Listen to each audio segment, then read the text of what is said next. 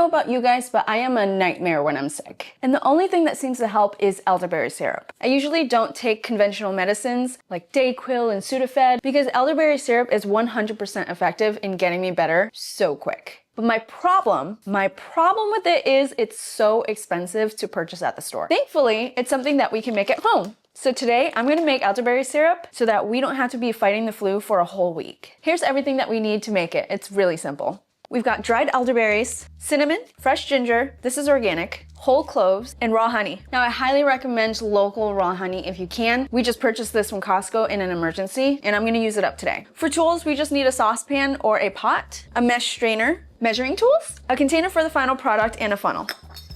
Today I'm using a glass jar with a pop top and it locks in and it's nice and airtight. You can use a mason jar that's airtight or anything else that you have. Just try to avoid plastic if you can. Okay.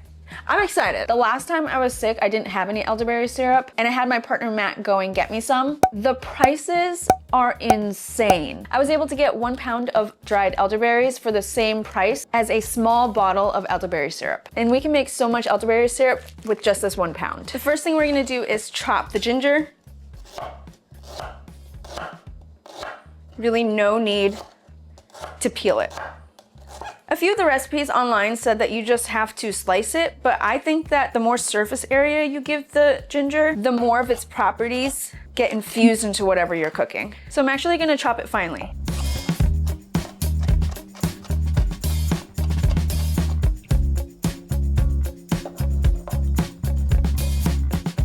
This is about a ½ cup. The recipes that I've read really only call for a tablespoon, and this is significantly more. I personally love ginger, so I'm gonna do a lot of it.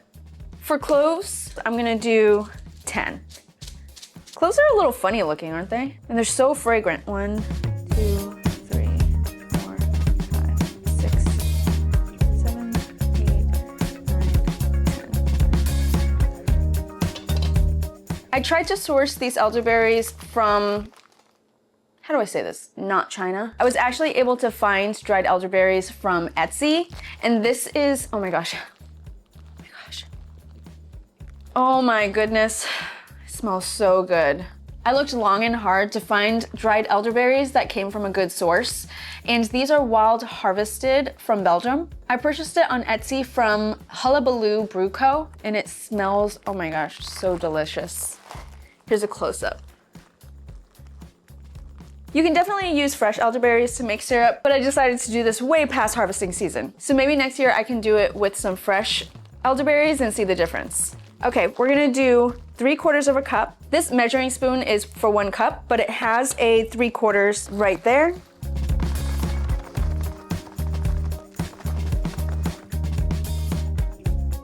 Okay, 3/4 of a cup. The fragrance in the kitchen right now is just so good between the cinnamon, the cloves, the elderberries, and the ginger. I'm so excited. I am so excited. Okay, for now, this is all we need. 1 cinnamon stick, 10 cloves, 3/4 of a cup of dried elderberries, and ginger between a tablespoon and a ½ cup. We're gonna put these 4 ingredients in a pot and bring it to a boil with 3 cups of filtered water. Let's do it.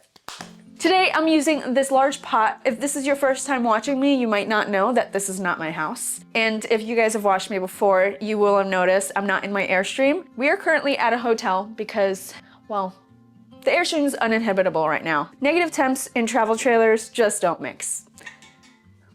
But it gives me a ton of room to do these projects.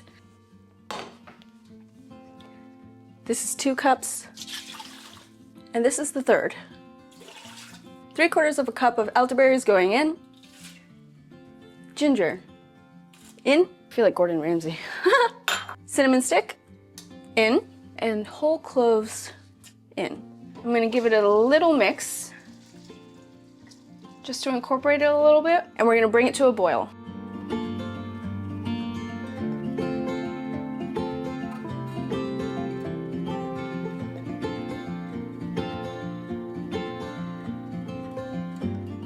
Okay, we're finally at a boil, so I'm just going to take it down to low and let it simmer. Okay, it's simmering quite nicely. What we want to do is get it to reduce by half. And from what I'm reading, it should take about 40 to 45 minutes to completely go down by half, and then we'll add the honey, and then we're done. So we have a little bit of time to kill. I wrote a list of things that I wanted to make in the beginning of the year, and elderberry syrup was one of those things on that list. So I'm definitely crossing one of those things off, so I'm very excited. But the real reason I wanted to make it now is because I do feel something coming on. A little in my throat, my sinuses are very, very congested, and I'm hoping that by taking some elderberry syrup, I can let that pass. It's a great anti-inflammatory. Most people recommend it for when you are sick or you feel some sickness coming on. So this is perfect timing. I've also had a little bit of elderberry syrup in my fire cider, which I do take every day as an immune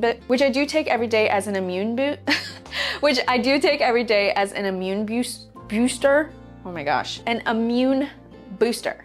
But truthfully, I'm almost out. Between fire cider and elderberry syrup, cold and flu season is more of a breeze. I don't know how you guys feel about holistic medicine, but that's really my preference over Western medicine and over-the-counter drugs. Big pharma and all that. So between making fire cider and having that almost daily every single day, I can fight off anything that comes my way. And having elderberry syrup on hand for when I do get sick, I can be completely equipped with everything that I need for cold and flu season. I don't know if you guys can hear it, but I have a hard time breathing through my nose right now. I'm actually gonna make some tea to clear some of this congestion.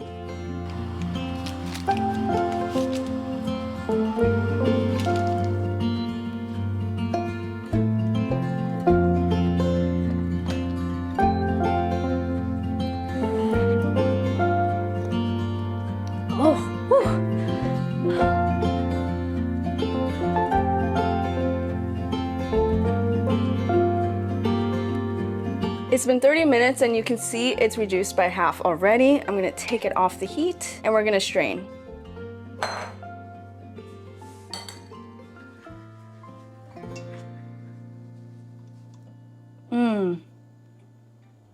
Oh my gosh. It's like a spa day. Oh my gosh, that smells amazing. Okay, now we strain.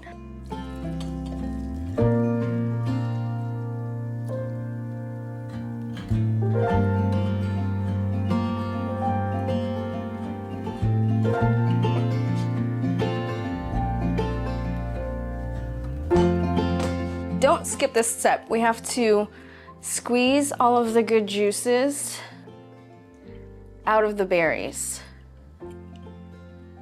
Even if you don't believe in holistic medicine, this can't hurt. People have been using elderberries for medicinal purposes for centuries, maybe even longer, definitely even longer. Plus, with this project, at the very least, you're gonna make your house smell amazing. Now we're gonna figure out what to do with the pulp. I wonder if I can use it to dye some fabric. That would be fun. Going back in. So now is the time to add the honey. I will admit, I'm going to eyeball this a little bit. This looks about a cup of honey to me, but this is all I have left. And you can add more or less depending on your sweetness preference. The more sugar you put in, the longer it'll last in the fridge. With the 1 cup, it should last 2 to 3 months. So I'm not gonna put it in here and then put it in here. I think it's about a cup, so I'm just gonna put it in.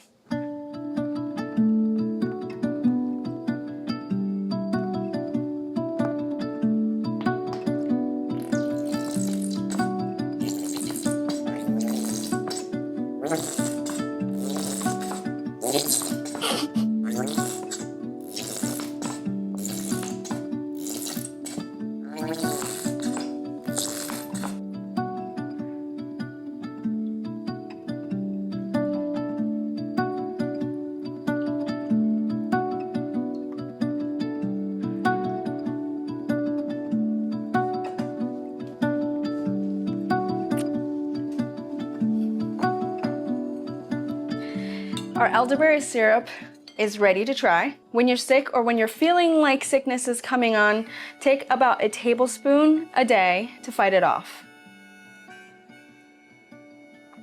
Ooh!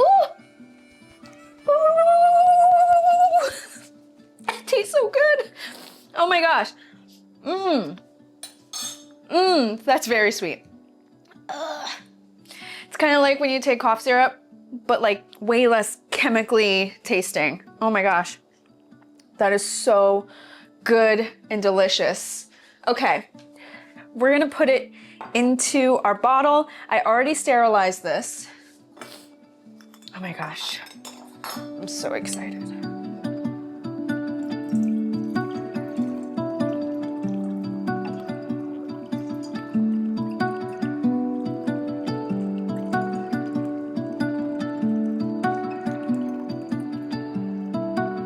think it's gonna fit perfectly. Yes. That is so satisfying. If you try this, you'll realize too that is delicious. It's really important that you only take a tablespoon a day. You can add a little bit to your teas just as an immunity booster. Oh my gosh, I don't know, I can't say booster. It's an immunity booster. Delicious. And then I don't want to waste anything.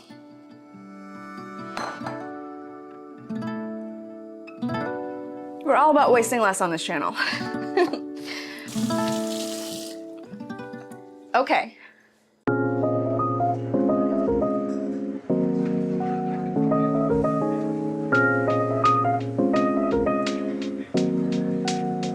we go. Our elderberry syrup is finally done. That took very little time, and it's actually so delicious. If I were to get this much elderberry syrup at the store, I think I would probably have to pay $70 to $80 for this amount. So I'm really, really pleased with the cost savings. I got these on Amazon, I'll link them down below, as well as the rest of the ingredients that I put into the elderberry syrup. Please let me know if you try this. I hope this video was helpful in showing you how easy it is to make elderberry syrup and how much money you can save by making it at home. I do a lot more DIYs on this channel. Thank you again for watching, and hopefully I can get back to my regular house pretty soon. If you're looking for a good fire cider recipe, which is an apple cider tonic that helps boost your immune system, I'm gonna put the video right here, and I hope that you guys subscribe to my channel because I have a lot more DIYs coming. Oh, by the way, if you're watching this on the day I post it, it is my birthday. So thank you so much for hanging out with me on my birthday. See you in the next one.